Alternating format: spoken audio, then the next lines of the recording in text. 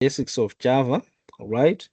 So normally people would want to understand what is Java? Why are we learning Java, right? So normally Java is just a popular and powerful programming language which was created in 1995, and it is owned by Oracle, and there are more than 3 billion devices which are now running on what? On a Java. And you can use it for mobile application development, especially Android apps. Also, you can use it for desktop applications, for web applications, web servers, and application servers. You can use it as well for games if you want to do games, database connections, and much more. I hope the person, thank you for that. So basically, if you are seeing what you can do with Java, it gives you a reason uh, on why you need to learn that. Okay, so when it comes to Java, I think some of these things you've already gone through all these things. Normally, Java, we say it is platform independent, right? So we normally use Java for that good reason that Java works on different platforms. You've got Windows, Mac, Linux, Raspberry Pi, etc. So you can run Java on all those environments. So it is one of the most popular programming language in the world. It has a large demand in the current job market, and it is easy to learn and simple to use. And also the issue that it also supports object-oriented. So that concept of using objects in your program is very, very important. Maybe those are the reasons that you need for you to learn Java. And for you to understand Java, you need to understand what you call Java syntax. And for you, this one is not a new term. When I talk of Java syntax, we're talking of the grammar of that programming language. So this will be the grammar of Java, right? How do you write the code in Java? So Java syntax, normally, here they were saying we created main.java, but we didn't do that, right? But basically in Java, you would have this main method, this one. Like always, like in other programming languages, you will be having this main method. In C, you have that main method, or you call it main function, right?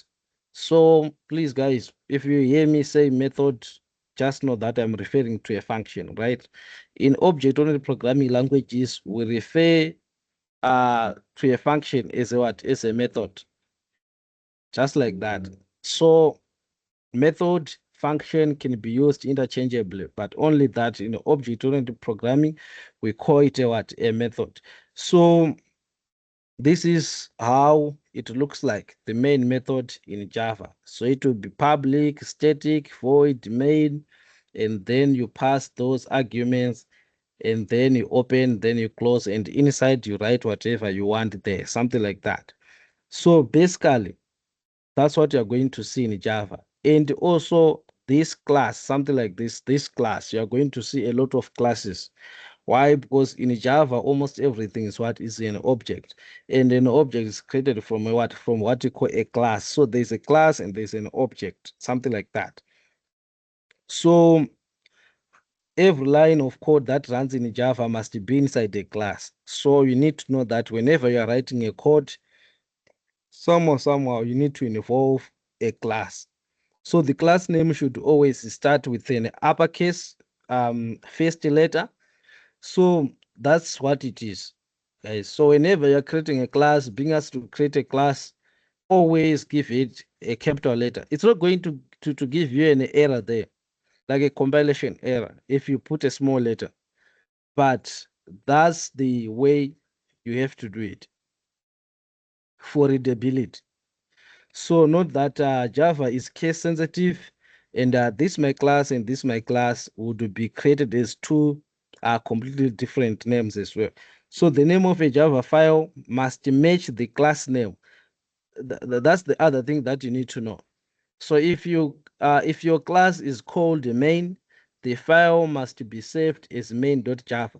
So in other words, that main class that you have on your file, I- I- so that class that you have, if you have a class, right, in that class you've got a main method there.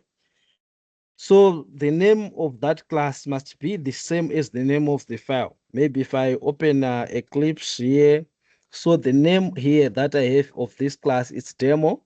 And if you look at the name, it's demo.java, the name of the file. So we are saying this name of this class should be the same as this one. Why? Because that's the main class, something like that, because it does have the main method or the main function, something like that. So those are the basic rules that you need to just know, something like that. And the file extension is what is .java, right? And this is the main method. If you leave, maybe if you leave this is static, Java will not take it as the main method, right? Or as the main function. So the main method is required in every Java program. It is where the program starts running.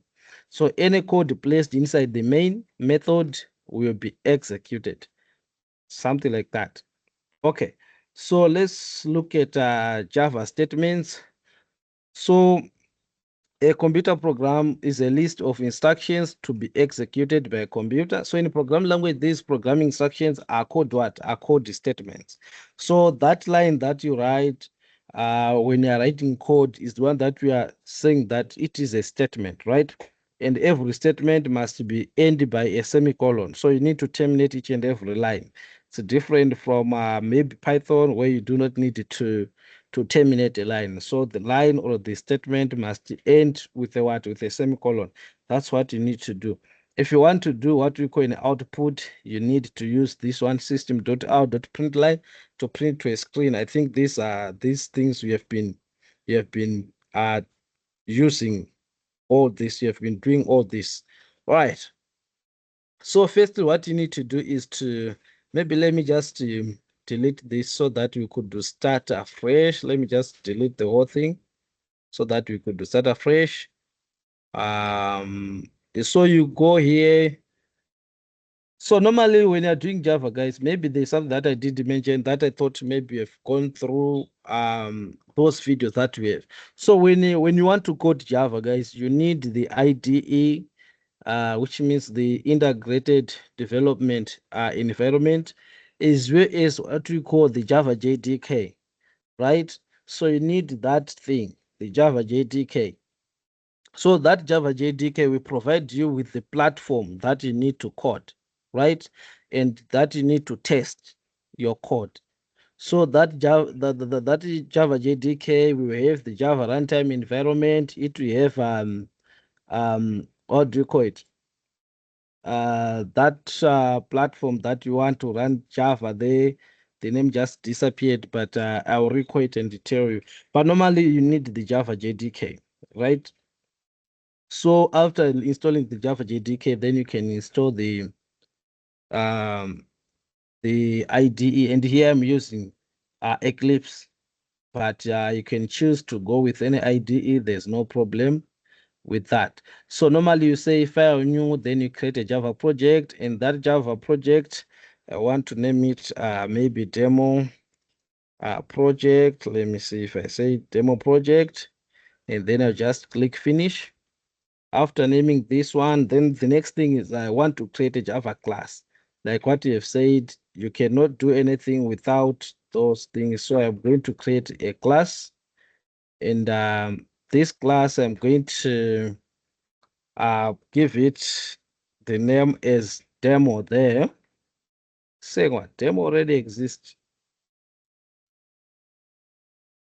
Where is it that anyway, let me say test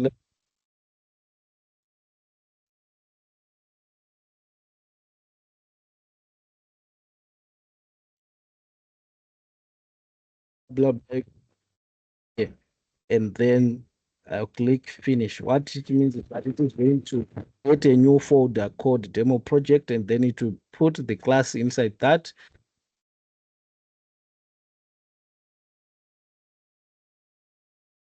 Do a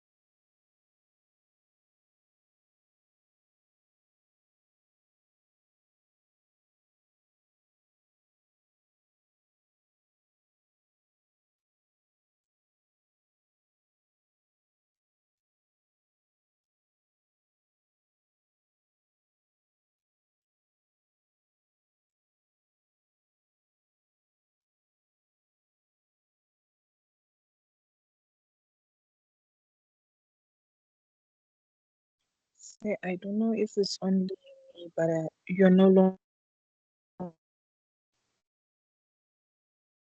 Even at my end, there's nothing.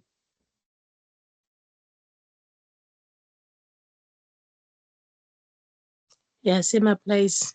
I'm not hearing you say.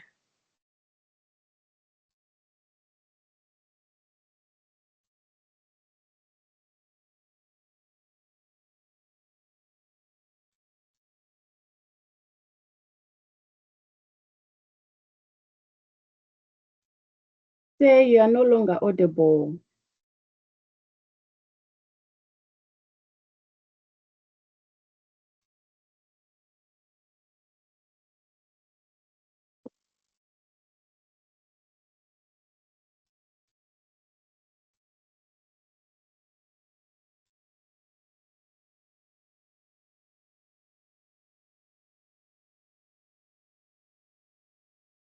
Hello, am I audible now?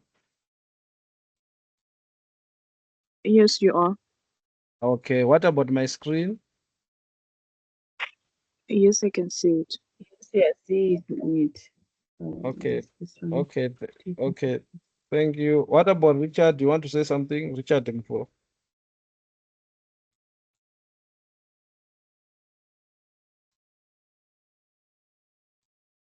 Richard, do you want to say something? Okay. I- If He just wanted to complain about the audio. okay, it's okay. All right. Okay.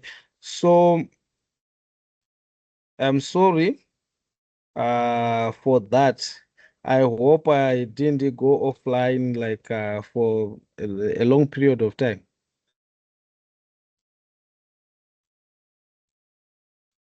No, it Okay, wasn't. okay, it's okay. Thanks. Okay, so I was talking about the way you could use to print if you want to print out to screen. Maybe now let's look at the issue of comments. Guys, the way you used to comment in the C is just the way you are going to comment here. You use double slash for a single line comment and that forward slash, then asterisk.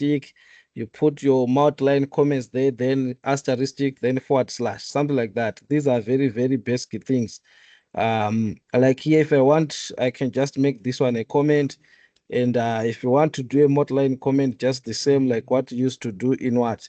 In C programming. And maybe the issue will be what is a comment and why comments. So guys, you need to know that a comment is just that line which is going to be ignored by the compiler, but its sole purpose is just to explain your code so that if you give it to another person who would understand what you were trying to do, something like that. So that's why we need comments there. And then let's talk about the data, like the variable. Let's talk about variables in Java. So normally in Java, when you're talking of variables, basically we have those variables of data type string, int, float, character, boolean, something like that. But there's something that also you need to understand after that. That they are those variables that have got their category, something like that. So, guys, basically, when you're talking of a variable, you're talking of a memory location. I think these are some of the things that you already knew. But we're talking of a what? Of a memory location. A variable, just a memory location, which is going to be reserved for our program where it is what? Where it is executing, just like that. So take it as a container which is going to store data values. And they have these data types, something like that. And how do you declare variable? Normally in Java, we just do like what you are used to do in C programming in other languages.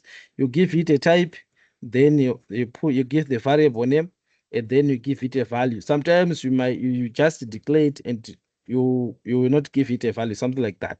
So that's how it is.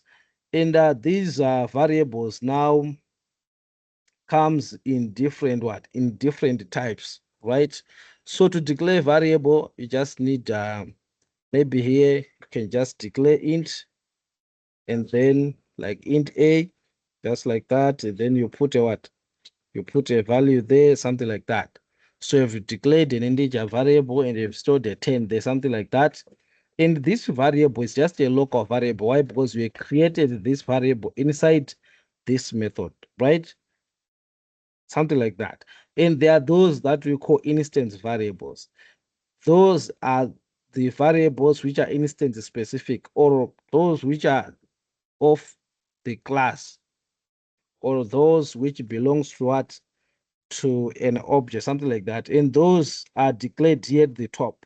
And normally those are the object, so are the variables that we used to call global variables when you're doing C programs, something like that.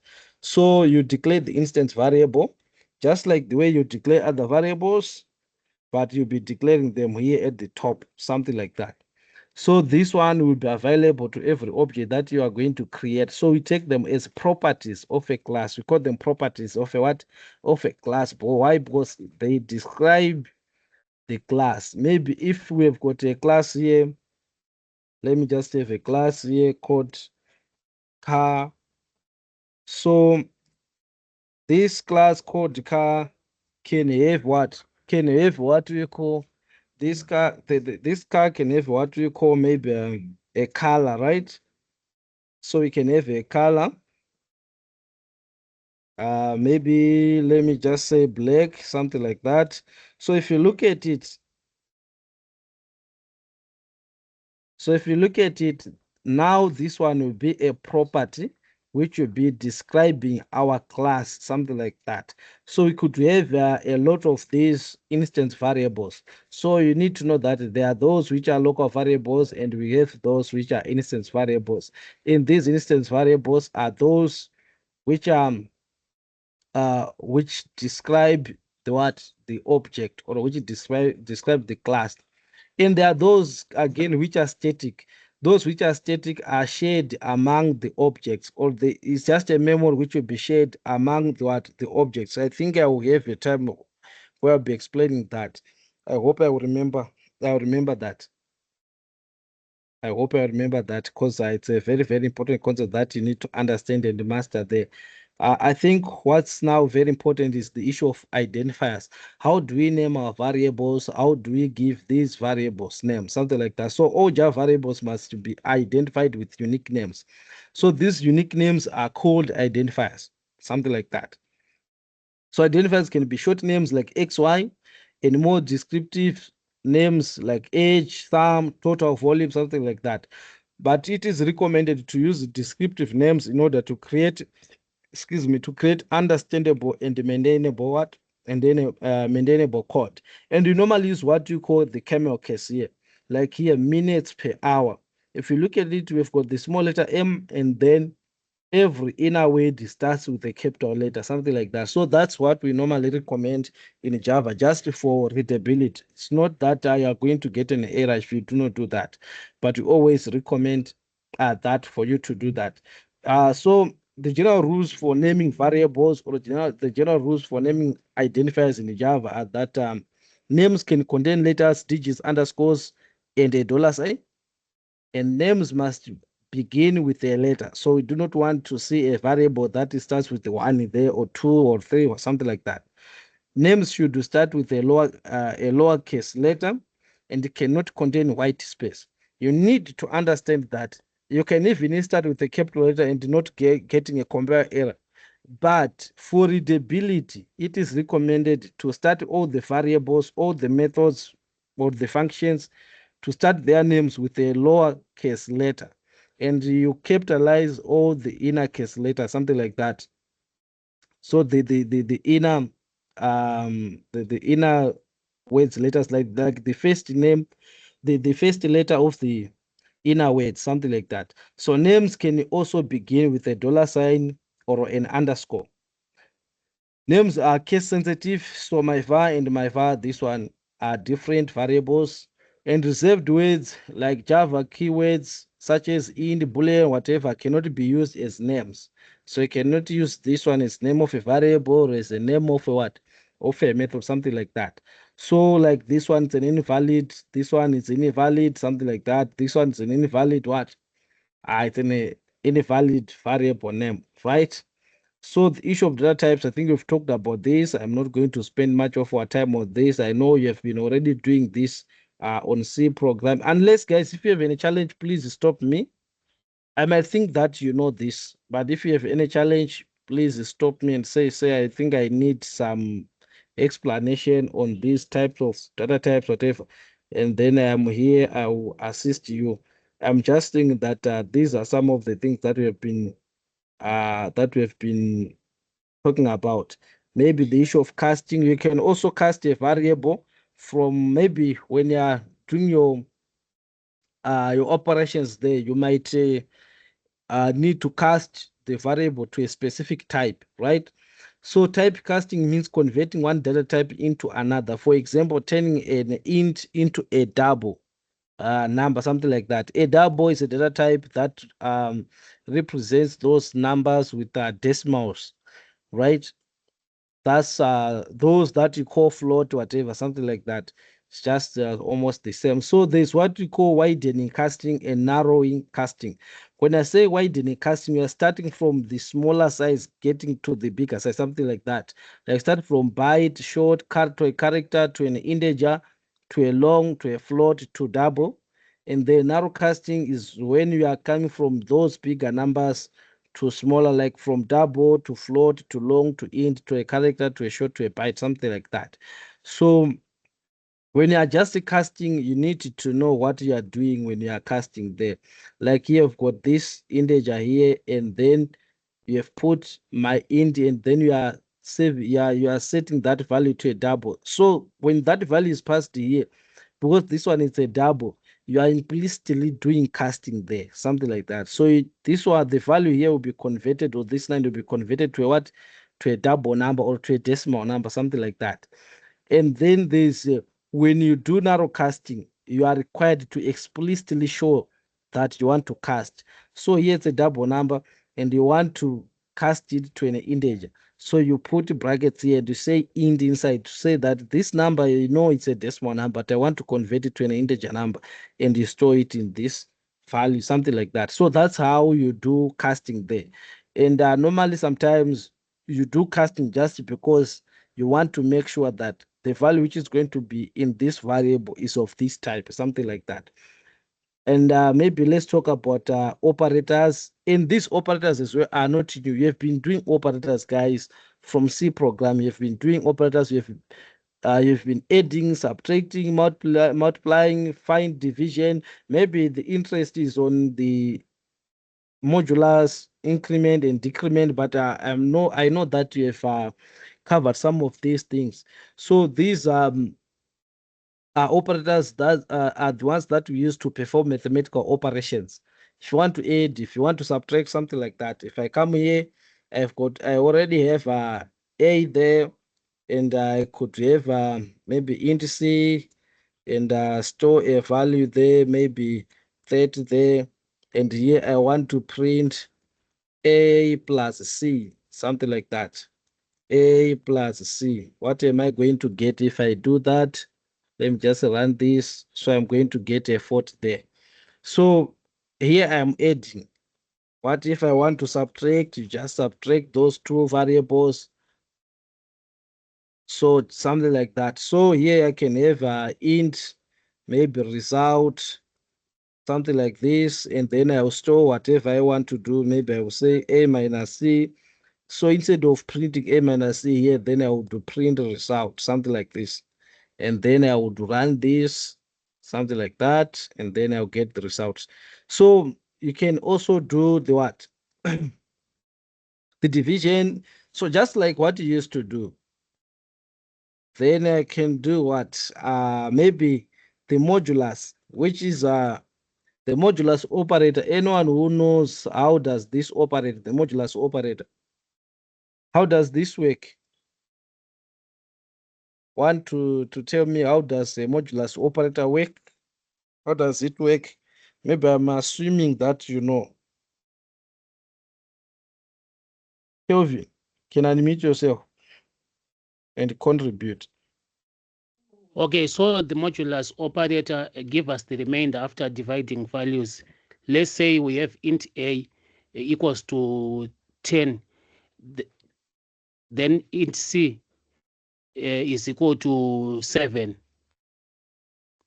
So you can put 7 on line 9. Int c is equals to 7. Okay, yeah.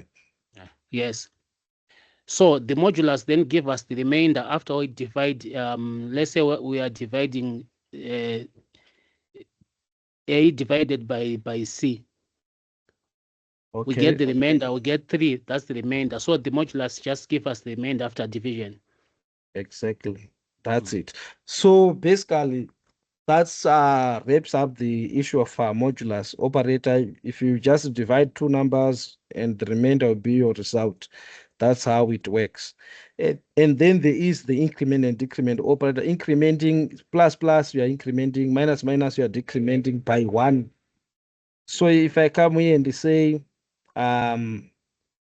maybe let me say result plus plus, like here, what am I going to get here? I'm sure I'm going to get a 3 here. I think it's a good experiment. I'm going to get a 3. Where am I am I getting a 3 here? All right, before doing that, maybe it might be, let me have another variable here. Let me have just a D here, and then I'll say result plus plus. No, not this way. Instead of doing this, let me have int D. Let me put a 3 there. And then in a result there, what I'm going to do is I'm going to put D plus plus, right. And then let me take all these things out there. Let me just start with the result as what? As 0, right? So what is happening here? I've got declared this D and put 3 there, and I've incremented D by 1. Let me just run this, and I'm getting a 3. So my question is, we are saying D plus plus, it's as good as we are incrementing D by what? By 1, right? So let me remove this one as well. So why are we getting a 3 here? Why are we getting a 3 here? And then maybe I could try to print. Okay, let me just say this one to make it easier, so that result, then here I'll put the value of result. I will use the string concatenation there, and then I will add again. Then I will say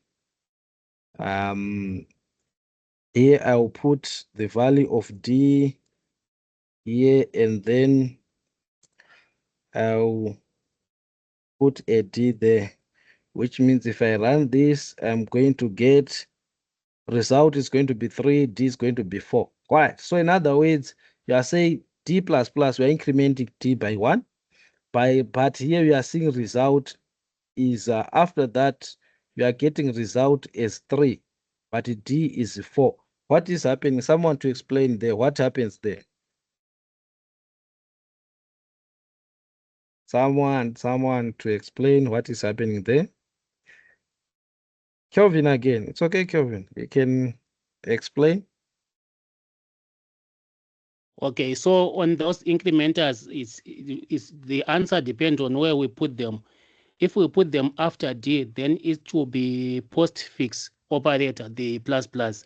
So D will be 3, then incremented after. So the result will still be with D, but the result will still be 3.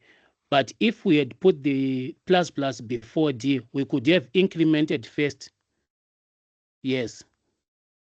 So if we had done it that way, we could have first incremented, then we match the result to the answer to result. Exactly. That's the correct explanation there. So if you put plus plus before D, you are saying please first increment D and then use the result, and then use what you are going to get after incrementing D, something like that. But if you say D plus plus, you are saying first I want to use the value which is in D, and then after that I want to increment, something like that. So that's the post prefix there, that which was being explained there. So if you say D plus plus, you are first going to take the value of D, which is 3. store it in result, and after that you increment d by 1. So you need to know that's just the same with the d minus minus. D minus minus, you are just decrementing by 1. So where you put this minus minus does matter, right? Something like that. So that's the decrement and the increment operator, right? Then maybe what we need to talk about are the assignment operators. This equal sign, we always call it an equal sign in mathematics. In programming, it's a what? It's an assignment operator. And then there are shorthands that you could use with these assignment operators. There are these shorthands that you could do. Plus equal to something like that.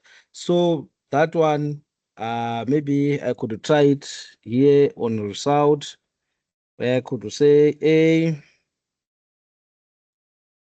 something like this. And then in result, let me start with what? With 3 there. So what could be the output here? What could be the output if I do this? If I do this, what could be the output for result? What could be the output for result? Here. There's a end by water. Yeah, I think 6. Yes, I'm sure it could be. What 6? What is the result? Result, we've got 3. And then in A, we've got 10. 13, sorry. 13, right? So it should be 13. You are correct there. So you're going to get result as 13. Why? Because here, if you put a plus here, it's as good as you are saying result is equal to result plus. Okay, so we are assigning result plus A in what? In result, something like that. So that's what you'll be doing. So it's just the same if you put a minus here. If you put a minus here, you're just saying result is assigned or is equal to result minus A, something like that. So it's just the same if you put a division there, whatever, something like that. So those are the basic things that you will do, that you would see there. Maybe what is very important now are the comparison operators, and you have been doing all this. This one will be your equal sign, this one will be a not equal, and then this one will be greater than, and this one will be less than, greater than or equal to, less than or equal to.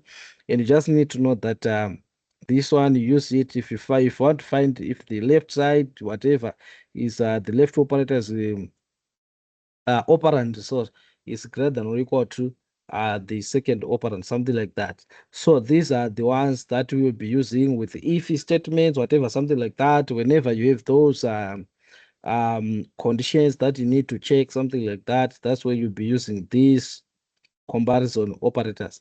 And then we've got what you call the logical operators, the logic and nor, the nor gate, the AND gate, and the OR gate, something like that. So those logic gates are like the ones that you are trying to mimic here. And normally this one will be your logical what? Your logical end. And normally it gives or it returns true if both the statements are what? Are true. Like here, you'll be checking, is it x less than 5? And x less than what? Less than 10. So it only returns true if both these sides are what? Are correct, something like that. In the logical order, these two pipes or whatever you call it, a pipe, that sign, you will see it where there's a backslash by keyboard backup. Normally with the QWERTY keyboard, you would see this symbol. So you need to click the shift on the shift, and then you click on that button with the backslash. That's where you see this. So that one will be your logical OR, and because it's OR, we are saying this side or this side. So any of these ones, if they are true, any of one of these, if one of these is true, then you know that the result is going to be what? It's going to be true, something like that. And then the not, the logical not, this one reverse the what? The result, which means it returns false if the result is what? Is true. It's just some kind of change what is the output that you get.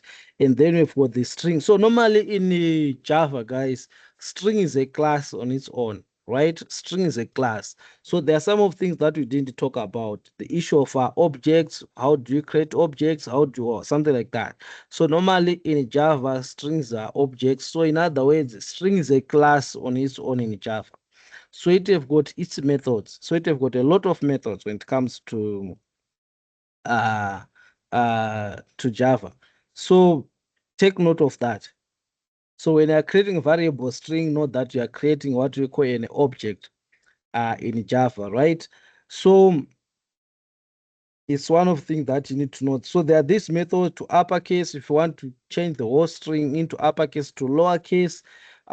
Maybe if you want to find you can use index of to locate whatever this part, the index of it, something like that. Char8, if you want to take exact character, you can use that one as well. This method, the char8. If you want to compare as well, use the dot equals, and it have got the equals ignore case as well. So you would find it if you want to compare strings, you'll be not using the equal sign. You use this the equals method or the equals ignore case. The equals, it checks if they are equal exactly. If there's a capital letter, there must be a capital letter. But if you say equals ignore case, then it means that it doesn't matter if there is or no the capital letter, whatever, it just matches them just like that.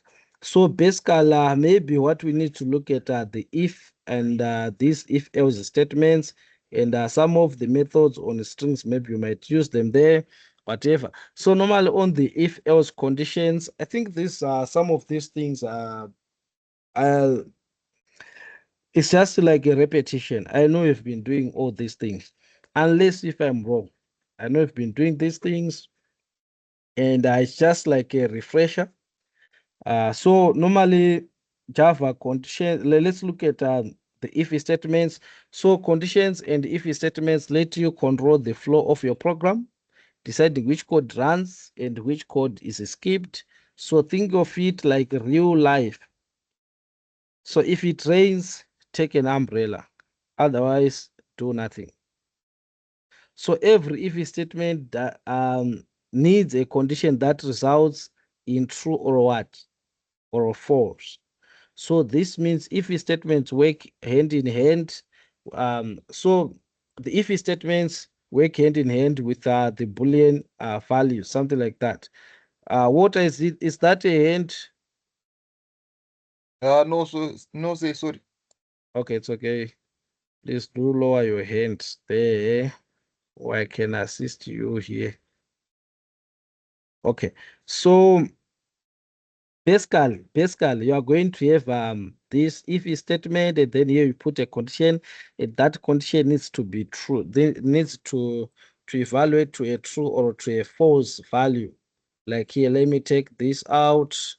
Here, I would say, if I say, so normally here you could put here if true, something like this. But what happens here, I've said if it's true, which means that it is always going to be what?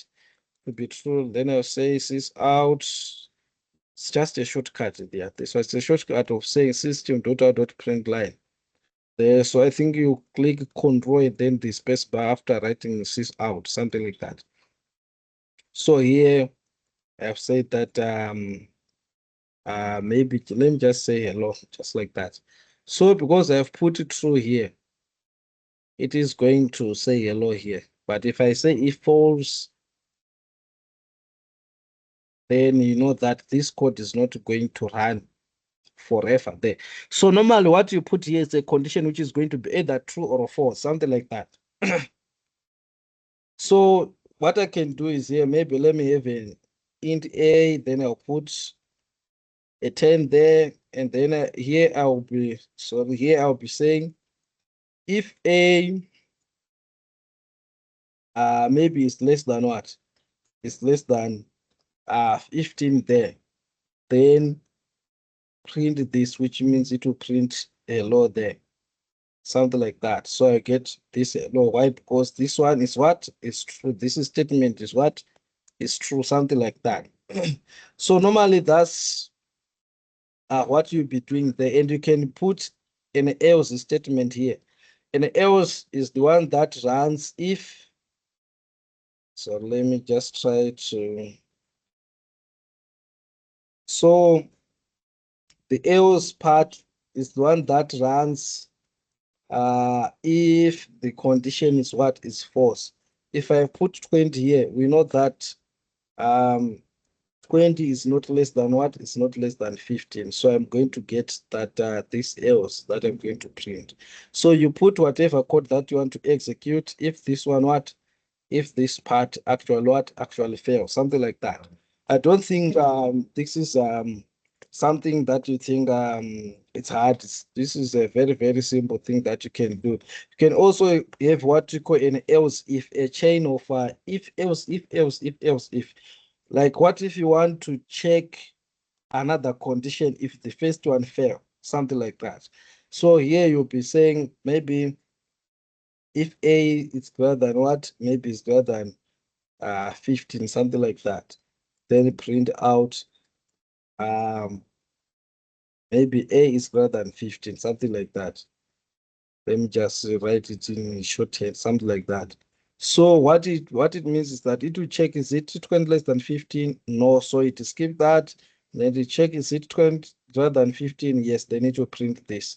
So I run this. Okay, so here let me say else sorry, let me print out that let me print out that therefore A is equal to 15, right? Why? Because if A is not less than 15 and if A is not greater than 15, it means that A is what? A is equal to 15, something like that. So if I put 15 there, I'll get A is equal to 15. So it will check this one, then false, check this one, then false, then it goes to the else part. So you can have a lot of else if here, if you want. You are not limited to just that, to just one else if, something like that. I think it's something which is basic here. I think it's something which is basic. Also, you can have the nested else if there. No, not the nested else if, but just in a nested else statement. So you see the power of learning C programming. Everything will become simple and easier. If you switch to C++, just the same. We switch to Java, just the same. If you go to C#, it's just the same. The same if statement that you are writing here. It's just the same says if statement that you are going to write in C#. It's just the same if statement that you are going to write in C++, something like that. So that's the power of learning C programming very well. And it's not kutopa. So that's how you do the if statements there. I don't know, guys, if I've got any questions on this. You can nest. Nesting is just putting the if inside another if, right? Something like that. That's the nesting. You can put another if statement here. If you want to check something, then you could say that you are nesting in an if or nested if statement. You are putting an if inside what? Inside an if statement. Okay, so since I do not have any hint, I think you are okay with it. So on the switch statement, it's just the same again. You'll be having this switch expression, switch keyword, and then you put the expression, and this is expression is supposed to be evaluating to a constant value. Like here it could be XYZ, something like that. It could be 1 2 3 4 5, something like that. So it depends with what you are putting here. It's the one which is going to it's the one which is going to tell you which case number you are going to use here, something like that, the type of case numbers that you are going to use. So let me just take this one as my example there. So basically what happens with this one, it's a little bit different from let me take this out. I hope okay, I took out this bracket, curly bracket, to close the main method or the main function. Okay. Okay, so what I wanted to do is, sorry, I want to demonstrate the switch statement, right? So normally what you do is, here you need to put, if you are putting XYZ, you need to make sure that these are characters that you are putting there, like this X, Y there, something like that, in quotes, something like that. And then this expression now needs to be the actual expression that you are going to put. Since you are using a character there, you cannot use A here. Because you are using what? You are using characters. You are going to get an error. You are going to get an error. So you use the data type character there, like this. And then I will say maybe choice. This is going to be our choice. And then I will initialize it. Sorry, what's the character? Use the single quotes. And let me put A there. And then what I'm going to do, sorry, I need to use Y here so that we have different cases instead of having same cases. And then here you put what? The expression there. So we are going to have something like this. So what happens here is that this one is X, so we are going to choose this case, something like that. So here, that's where you put the block of code that you want to be executed if that case is actually what? Is the one that got selected. So here I'm going to just print X there. So if I run, I'll get this X. So normally, I think you already know that by leaving this break statement, it means it is going to run also with what is in what in the case, what is in the case Y there. If I do this, you see that you get XY. So please, it is very important to make sure that you put the break there. Also, it is very important to maintain or to have this default here.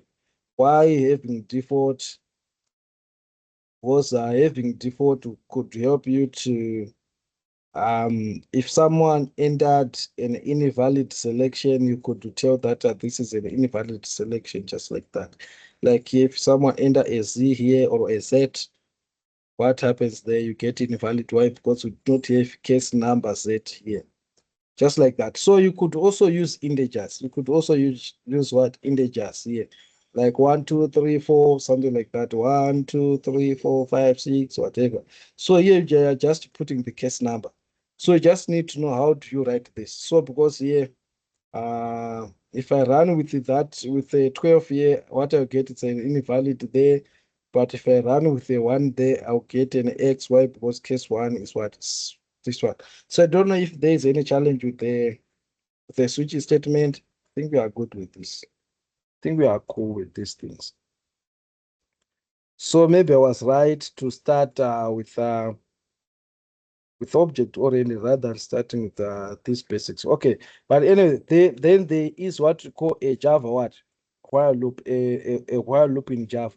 Guys, the while loop in Java is just the same as the while loop that you have been doing, the while loop that you have been using, something like that. Nothing changes. If you look at it, the while loop in C program is just like this. And the way it was working is just the same, right? So when you're working with a while loop, you need to take note of one thing. Mostly on how do you make this condition to be false. So a loop, now you'll be doing iterations on the same code. So maybe if you have same code that you want to repeat maybe 10 times, instead of writing 10 lines of code, you could just use a while loop, then iterate that code 10 times, something like that. So that's the use of these loops, right? So normally what happens is that it checks the condition, then execute the block, check the condition, execute, check the condition. So it only executes the block whenever the condition is true. When it is false, then it jumps out of the what? Out of the while loop, just like that. So if I come here, take out everything. Let me take out all these. Maybe let me take out this class as well so that I have a cleaner code. And then let me paste this. Let me remove this one as well. Okay, so after doing this, excuse me, what are the output of this code? What could be the output of this code? What could be the output of this code? Anyone to try? Anyone not water? Anyone to try? Ladies, where are you? Not Richard. Ladies, where are you? The engineers, the technicians, the technologists, the software engineers, the engineer base. A privilege. What could be the output? I think our output should be our I is less than 0 is less than 5. So, sorry, our Yes, output should be like this. Our I will be less than 5. 0 will be less than 5. So our statement is true. yes. So what could be the output? What am I going to see if I run this? Mm,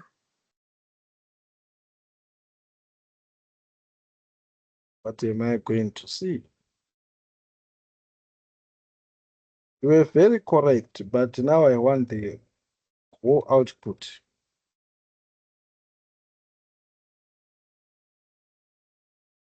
I think you are going to see. Privilege. It's okay, privilege. Someone to try. Someone to try. Someone to try. Someone to try. Blessing Titwa. Are you there? I'm Titwa. Are you there, Blessing?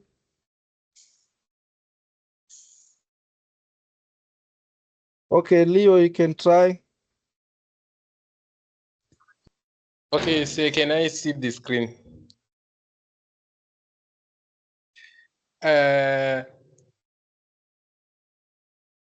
If int I is equals to 0 while I is less than 5, I think it will print numbers from 1 to 4. 5 from 1. It will print numbers from 1 to 4. 5 from 1.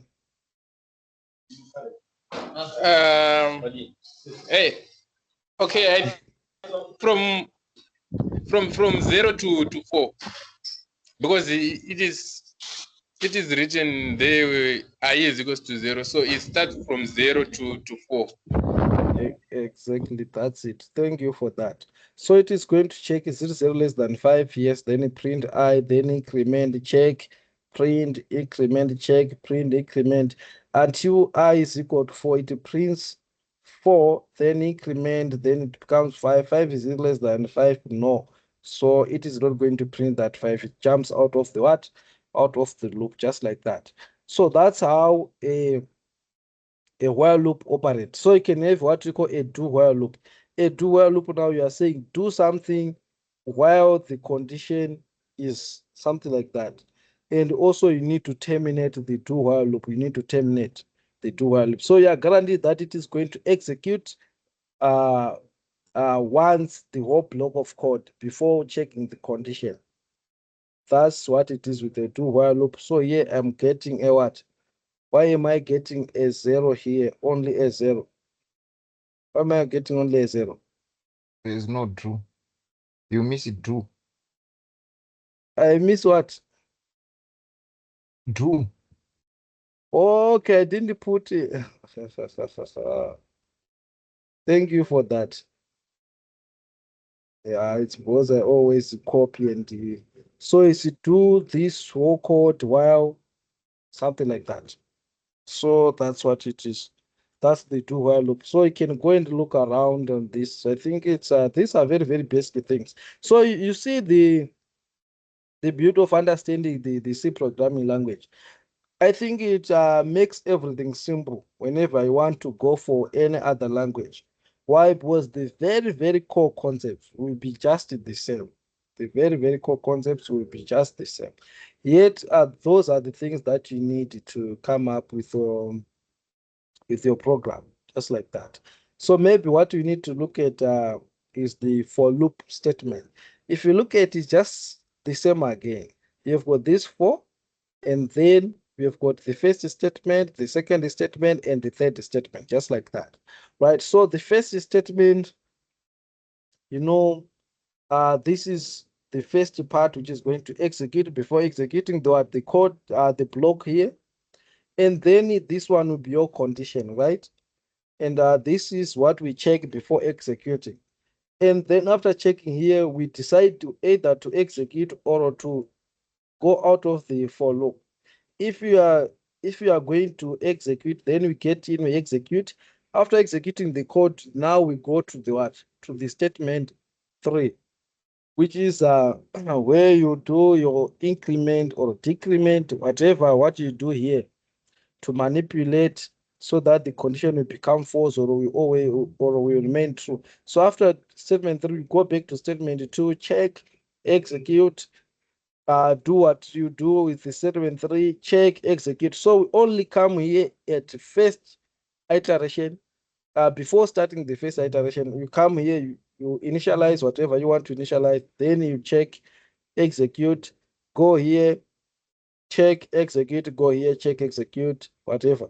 Go here, check, execute, go here, check, execute, something like that. That's what you'll be doing there with the for loop. So if I take this, I'll be printing 0 to 4 with a for loop. Let me just take this. So guys, a do while, you need to terminate a do while loop. You need to terminate it here. Something that I thought maybe you just need to, let me take this out. It's causing an error there because we are redeclaring something which was already declared.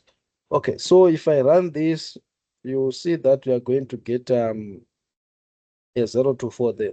Why? Because at first we have initialized I to 0, and after that we've checked 0 less than 5 years print, and then increment by 1, check.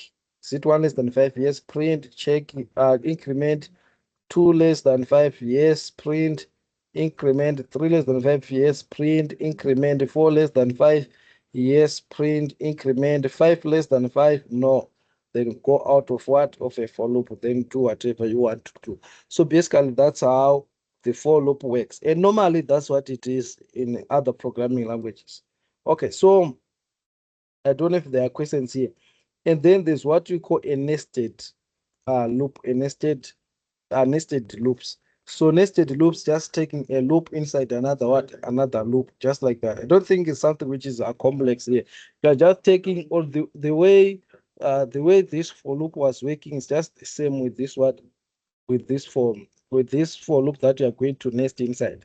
So you could have this one printing I, and maybe you can have another for loop, and maybe you can have maybe int j be equal to 0, and then maybe j must be less than what?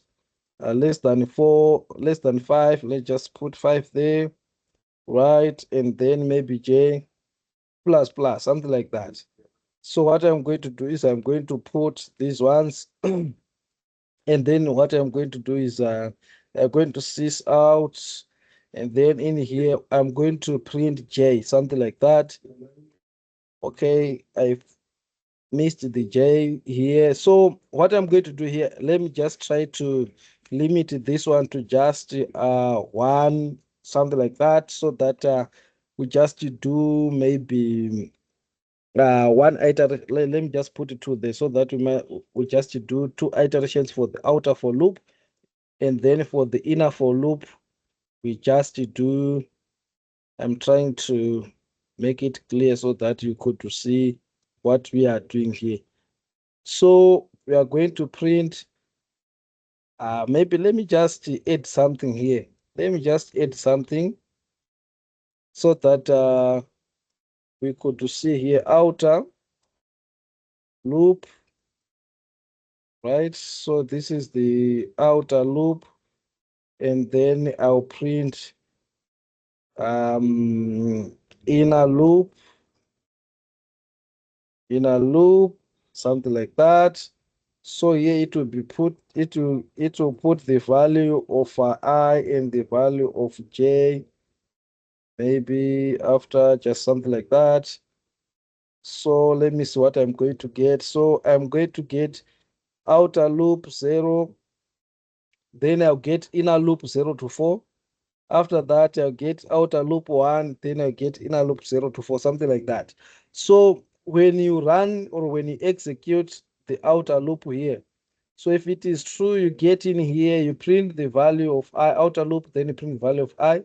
After that, you get to another for loop. What do you do here?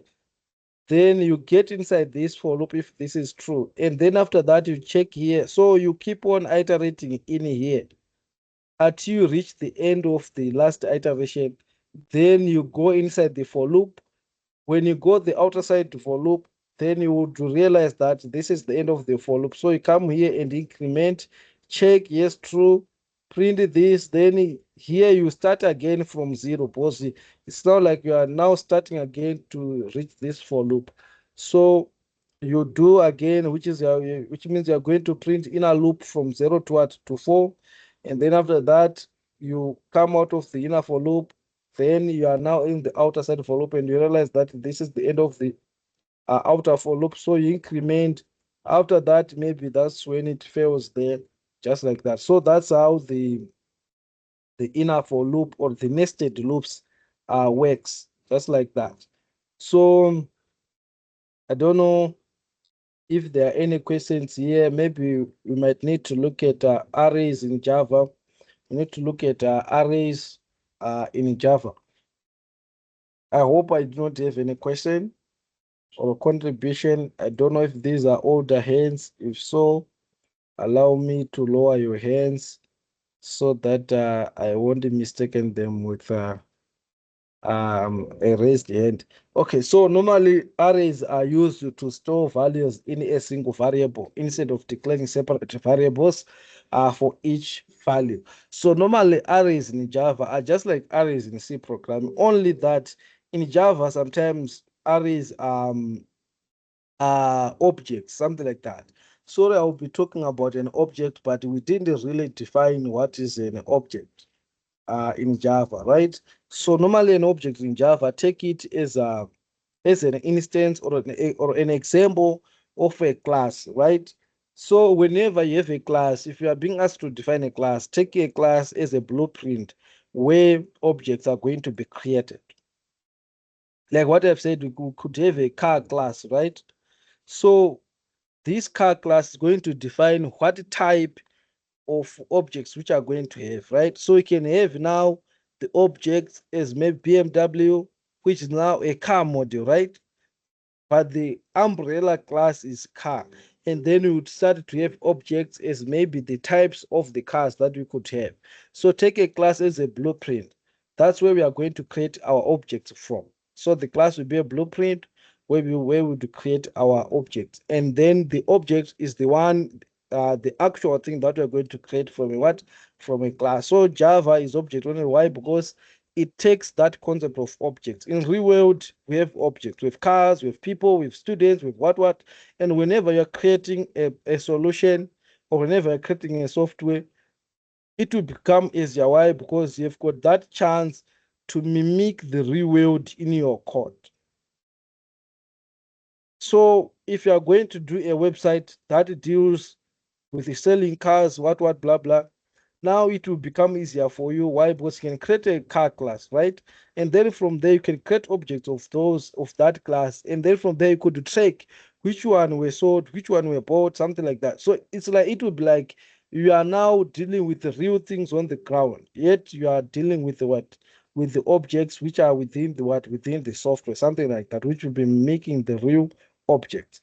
So I'm saying in Java, arrays are objects. And here, if you look at it, this is how you declare an array in Java: string, then cars. So this one will be an array of what? Of strings. So we have now declared a variable that holds an array of strings. So to insert values to it, you can replace the values in a comma separated list, like what we used to do in C programming, guys. This is what you do. This is what we used to do. Only that the square brackets are now behind this variable name, something like that. But this is what we use to do. And we know that arrays have got index. Nothing is going to change. It have got an index, and the index 0 best. The index starts from what? From 0, then 0, 1, 2, 3, something like that. I don't think this is let me just say arrays in Java. I just want to have how to call it, an image here. So normally an array in memory, it will be like this. You'll be having index 0, 1, 2, 3, and then you have these blocks or chunks where you'll be storing the value, something like that. So that's what's the array. That's what we are talking about. Maybe you have forgot this. Maybe this image will help you to realize that this is what we are talking about. Okay, so basically, if you want to access a member or an element of an array, you just need to use its index. If you want BMW, put 1. Why? Because this is at index 0, this one is at index 1, something like that. This one's at index 2, something like that. So this is what I'm saying. 0, 1, 2, 3 will be your index, then the elements will be like this. So basically, that's what you do there. If you want to change an array element, use the index and then put the value, just like that. So also, because array is an object, it have got its methods.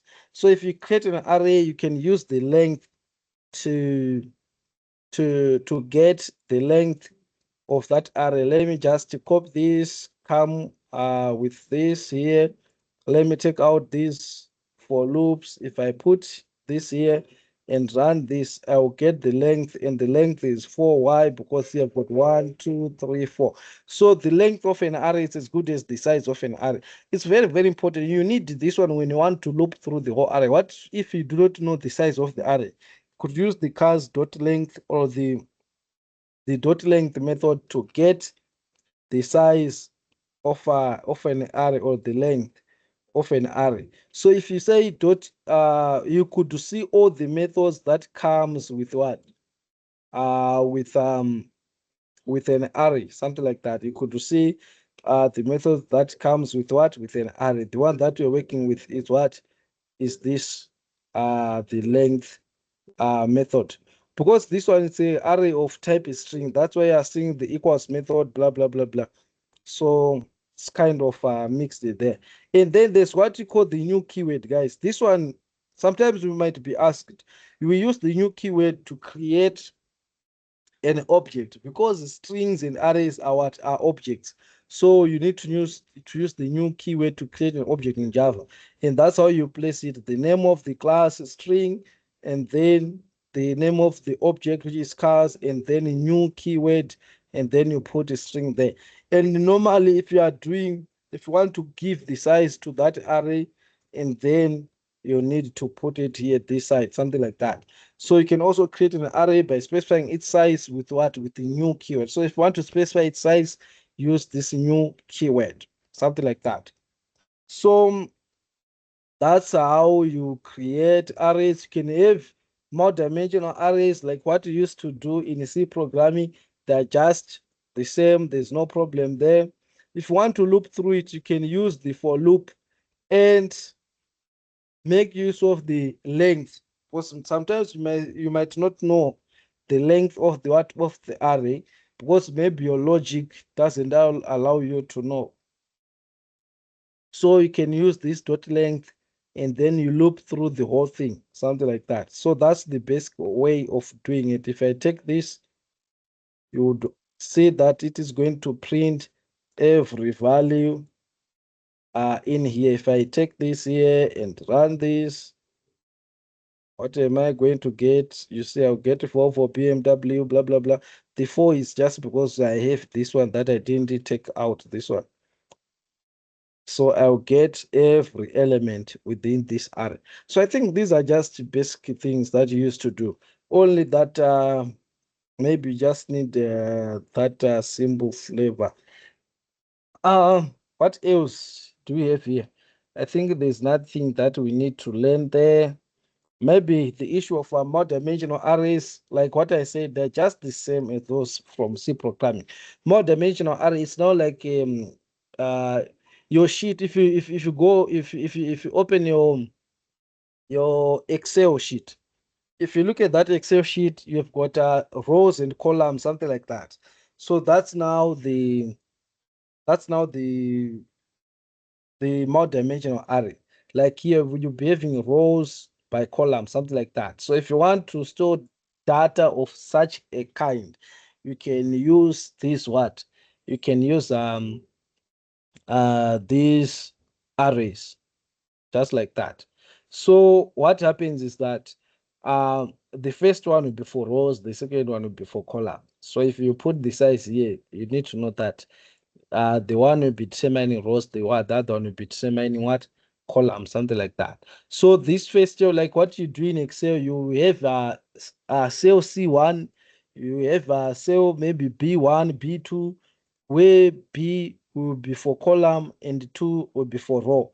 It's just the same here. You'll be having column 0 here and row 0. Here you'll be having column 1 and what? And row 0, something like that. So when you are here, you need to know that you are under 0, which means the first box here, whatever, the first square bracket here, you're having a 0.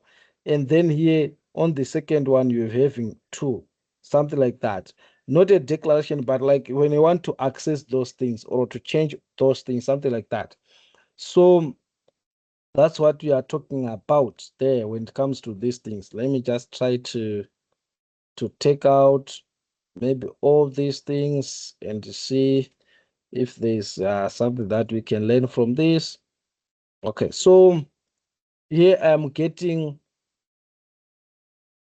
so we've created this and we've got 1, 4, 2, and 3, 6, 8. So here we've got 2 rows. So this one is the first row, this one is the second row. So if you want to pick 8, this 8, it means that let's look at the rows and the what and the column, right? The rows and the column. Because 8 is on the second row, it means that we are on 1 here. If you go like on this here, 8 here, it's here 8. So it means that we are going to have this one was row 0, it was a row like the index on the rows, it will be 0, 1, 2, 3, something like that. So here it's 0, here it's 1. So you're not going to write row 1, but it's as good as the index will be 1. And then for column, the index will be what? Will be 2. Why? Because index will be reading 0, 1, 2, just like this. That's why I've got 1 and a 2, 1 and a 2. So if you want 4, here it's 0, then 1, something like that. So that's how you play around with these things. So you can go and try to run these things. And if you want to loop through this as well, you need to know what to do here. I think for this one, I give you a task to go and play around with this until you get the best thing out of it. And then let's talk about methods in Java. Like what I've said before, if you know a function in C, you probably know what a method is in Java, right? So in Java, a method is a block of code which only runs when it is called. So you can pass data known as parameters into a method. Like what we used to do in C program, we used to pass parameters to functions, right? Well, that's where we talk about arguments and parameters, something like that. So methods are used to perform certain actions and they are also known as functions. So why use methods? Just for reuse of code, right? Define the code once and use it many times. Just imagine of maybe you want a function to add 5 numbers, right? So you create that function or that method, right? And then whenever you want to add 5 numbers, just supply numbers and then the function do the work. Instead of just starting to write the code to add 5 numbers, whenever you want to add, starting to write, you end up having a code which is very, very long, and that code is not clean and is not smart. So the use of methods will make sure that it will be easier to maintain as well as you will reuse the code. So a method must be declared within a class. So whenever you are creating a method, make sure that you first have the class and then you create the method. It is defined with the name of the method followed by parentheses. You need to know that. So Java provides some predefined methods. Like in C, we used to have printf, scanf, whatever, all those methods that comes with the C programming language itself. So here in Java, we also have those methods that comes with what? That comes with the Java. So, but you can also create your own what? Your own methods to perform certain actions. So here we already, here, this is the syntax to create the method here. You can put this static word that we have here, and then a void, and then blah, blah. So this void is a return type. This static keyword, it have got a meaning. What does this static mean? The answer is already there. What does static mean? Maybe someone already knows that. Static keyword in Java. What does it mean? Without the use of Google. What does it mean? We didn't talk about it, yes, but I think you've already come across this word or this keyword. So normally when you see something marked static, it means that that thing belongs to a class, not to an object individual, something like that. Maybe that's when I said, I think I've said before that I'm going to talk about static. Maybe let me just say it now, and then we could go on our business. Okay, let me just have a variable here. Let me just say string name, and I'm going to say John, and then what I'm going to do is, here I'm going to have an object of this class, right? It wasn't necessary to give it like John here. So let me have an object of this class. So to create an object of this class, let me say you say the name of the class test, then you give the name of the variable, and then you say new keyword, and then you say again the name of the class, something like that, blah, blah, blah. Then I've got my object. So if I say T1, now dot, I can now access the name variable there, and I can now give it a what? So this student is called what? John, something like that. And then now I can print out John's name there. If I want to print out John's name, I just say T1 dot. So that's how you access those variables. Like what I said before, I said that those variables that you declare here are called instance variables. They belong to the instance, or they belong to an object. That's why you see that whenever you create that object, it already have the variable name, or it already have the property name, something like that. So if I run this, I'll get what? I'll get John, right? It's not yet interesting. What if I create another object? Let me do this. Let me create another object. Let me just come here down. Sorry, not here, but inside the main method. I'm going to create another object called T2. And then this T2, I'm going to give it a name of maybe Sandra, right? And then I'll print that name, right? I'm going to see that I'm going to get John Sandra, right? Then let me just think of now give this one static, the keyword. The word now is what is static. And then I want to see what I'm going to get. Am I going? Obviously, I'm going to get the same thing. All right. But let me just now take this thing out. Not only this, but maybe this thing here, and put it maybe here, just here, right? And let me remove this static so that maybe I do not confuse you, right? So we are still getting John Sandra here. Why? Because here I give this student one the name what? John, and then student two, or this T2 Sandra, right? And then I want to give the keyword static here, right? So whenever I name this static, it means that it now belongs to the class, not to an individual object. So if I run this, I'm going to get Sandra. Why? Because yes, of course, I've got given T1 what the name John, and the student 2 gave the name what Sandra. But when I'm doing that, now we are now changing on the same memory location.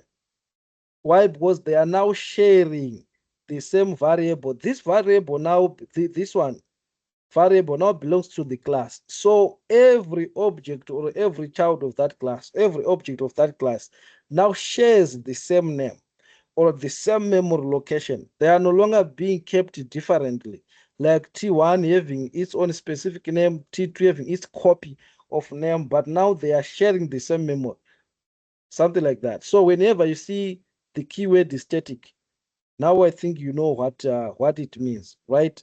So if you mark the method static, it means that that method belongs to the class, and you might not even need to create a new object to access that method. You can just call it within the class, something like that. So the static means that the method belongs to the main class and not an object of the main class. So you will learn more about the objects and how to access methods through objects later in this tutorial. So basically, that's what it is there. Then the void means that this method does not have a return value. So you will learn more about return values later. So normally the return statement, you will not see it if you have the void method. Why? Because your method is not returning anything, something like that. So for you, if you want to create a method, normally because the main method is already a method, you cannot declare a method inside the main method. Let me take all this out. Let me take even this one out. And then what I'm going to do is I'm going to have a static method like so it is going to be keyword static, and then let me say void as the return type. It's not going to return anything. Then my method there, something like that, and then you give it parentheses and then you open close. So I'm not passing anything here.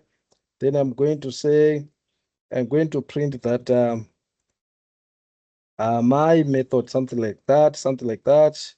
So if I want to call this method, I'll just say my method, and then I'll do this.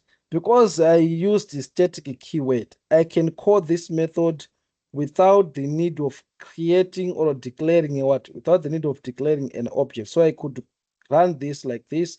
I could now get my method, this one. So what happens is that when I write this, it calls the method. So like what we used to do in C programming, we used to say that you create the method and then you do what you call function calling. You create the function, or you declare the function, you give function definition, and then after that, you could call the function. It's just the same here. You need to declare or create your function and give it the logic. After that, then you call the function to do the work. So whenever you feel like you want this function to run, you always call it. So you can call it 1,000 times, more times, as much as you want to do it, something like that. So that's how convenient it is. So you can just define it once and then you can call it many times that you want, something like that. So basically, that's what it is there with the method. So what if you want to pass parameters, right? If you want to pass parameters and arguments, parameters are the variables that you pass to the method, something like that. So parameters are specified after the method name inside the parentheses, and you can add as many parameters as you want. Just separate them with with a comma, something like that. Like here, you can pass this one string f name, something like that. So here with this my method here, I can pass. If I started to put in maybe if I say int a, int b, something like that, you can put as many as you want. And if you see that now you have errors here, why? Because we are calling a method that needs some arguments there. Why? Because we've got parameters here, we've got these variables that we have, and these variables we are ready to use them. We can now say a maybe int result, maybe result is now got a plus b, something like that. And then here, instead of printing the what, I would say result is, then I would put a result there, something like that. Sorry, I would put result, something like that. So here I'm now having errors. So here, if I want now to add these two numbers, what I need to do is to pass these two numbers. Sorry, I need to pass these two numbers like this, something like this. So if I put 2 and 4, it means that I'm going to add 2 and 4, and I'll get the result as what? As 6, something like that. Result is 6. So whenever I want to add two numbers, just need to call this function. And this function or this method, normally we say method here. We are no longer talking of a function. So what it does, it is going to add those two numbers just like that. So that's how you declare, that's how you create a method with parameters. So these are parameters, these are arguments here. The actual values that you are passing, those are the arguments. Also take note that you can even create also x in the x and y here. Maybe this one, let me put 4 here, and then let me put what? 2 here. So instead of putting the value exactly 2 here, you can even put x here. Instead of putting 4 here, you can put what? A y there.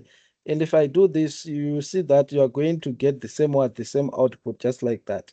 6 here and 9 here.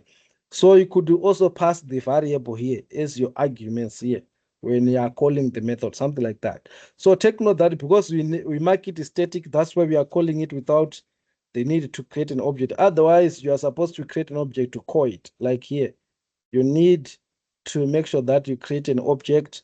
So maybe you'll be required to say test T1, then it's got new test, then you put the constructor there, then you terminate. Then here it will be T1 dot, then you call the method here. It will be T1 dot, then your method there, then the error is gone, T1 dot, the method there, then the error is gone, something like that. And by doing so, now you'll be calling the method for this object, then this method for this method for this object, just like that. So basically that's it on parameters and arguments. Then let's talk about the issue of overloading and okay, there's the issue of returning values. Guys, you need to understand that we've got those data types that we have: int, boolean, character, all those things.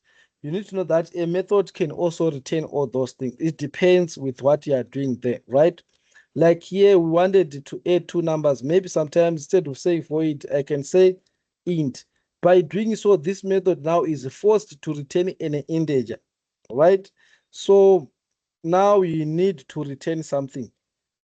Maybe now let me just return 0 there, but that's what we are not going to return. We need to return, maybe let's just return the result there. That's what you want to return. So if I run this, it is going to print res the result, but it is also going to return the result. But because I'm not capturing it, it's going nowhere. So here I can have another int,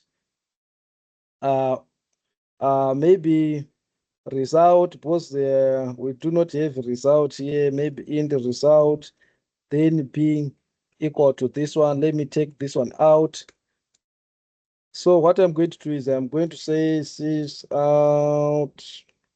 So yeah, I'm going to say maybe result in main, right? Like here, that's where I'm calling it whatever. I'm going to print the result here, which is going to be passed, something like that, which is going to be returned by the method there, result, something like this. So it is going to print that result is 6, then it's then versus result in main. Or I can just take this out, right? By taking that out, then instead of doing all this of capturing it, I could just take this whole thing, right? Take this whole thing, take this thing out. Then by doing this, because it is going to turn in an integer here. So it is going to just print result in main, then 6, because this one is going to return an integer, something like that. So that's how you work with the methods, something like that. That's how you work with the methods. I don't know if I've got any question here. There's what you call method overloading. So there's what you call method overloading in Java. So the method overloading now, we normally talk about this when you talk about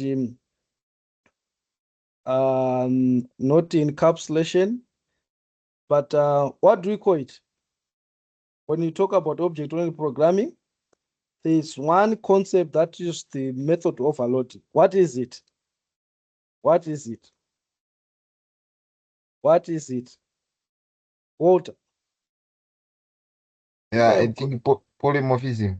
yes, it's polymorphism. I think I've got a lot of people here who are very, very good at researching and learning on their own. So it's polymorphism. You are correct.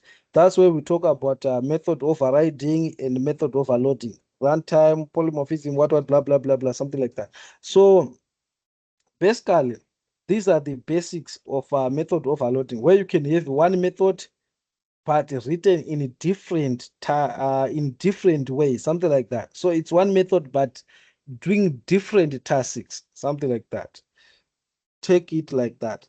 So instead of just having int my method here, you can have it as int my method, then with one x there, with the one parameter there, or you can have it as a type of float, then with one parameter there, or you can have it as a double with the many parameters there, something like that. Or it can have the same name, same return type, but different number of parameters. That's what we call method overloading.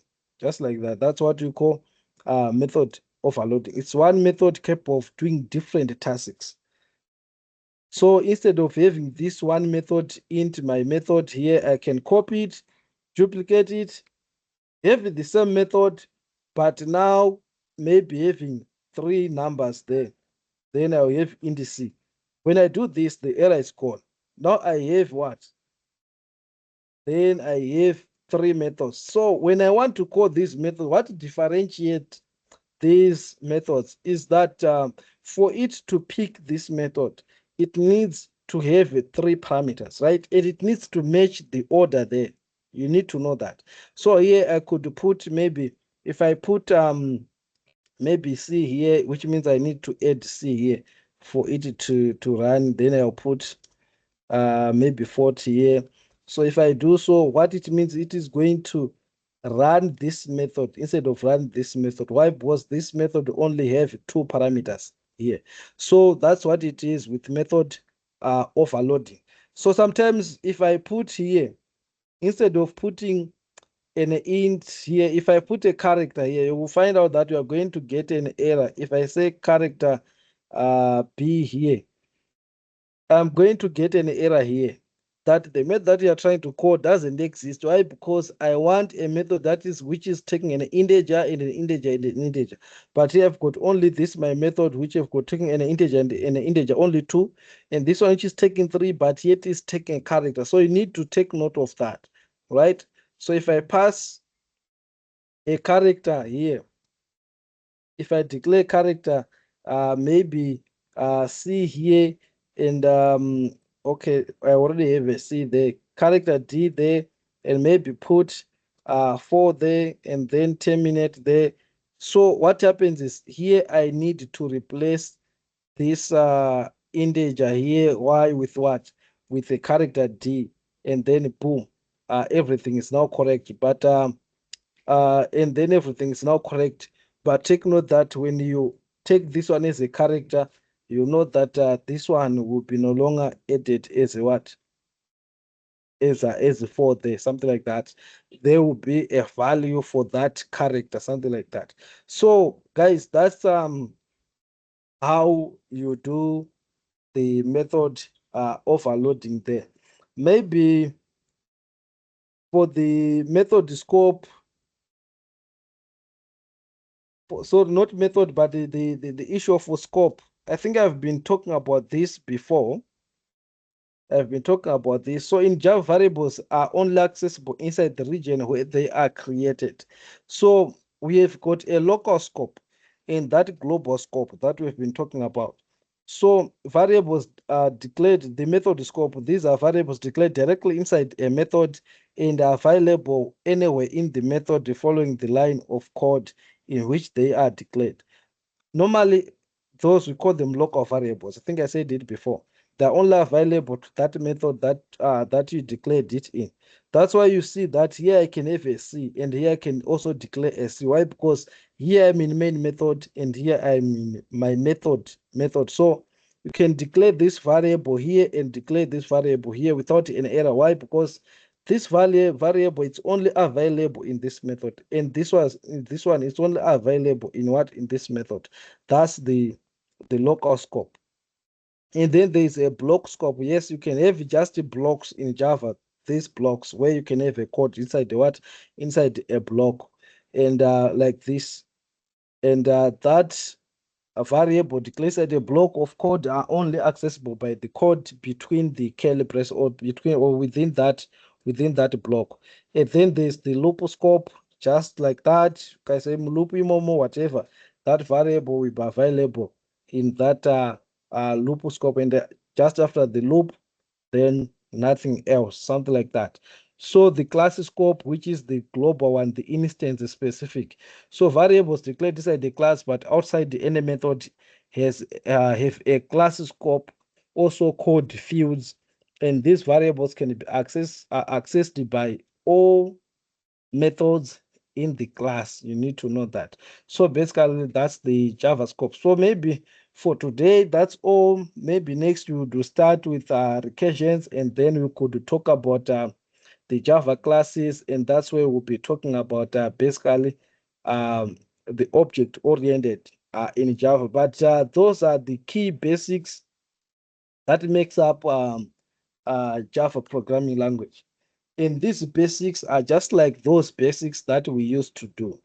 So I think on the next lecture, that's where we do cover the most very important part of object-oriented programming. So I don't know if I've got questions before I go. Questions, contributions. Maybe you could show by raise your hand. I hope what it wasn't a hand. Let me lower it. I don't know, guys. Are there questions, contributions to call it a day? Okay, I think everything is fine. Everything is nzwikable. Is that so? Am I having a correct assumption here? Hello? Privilege, you want to say something?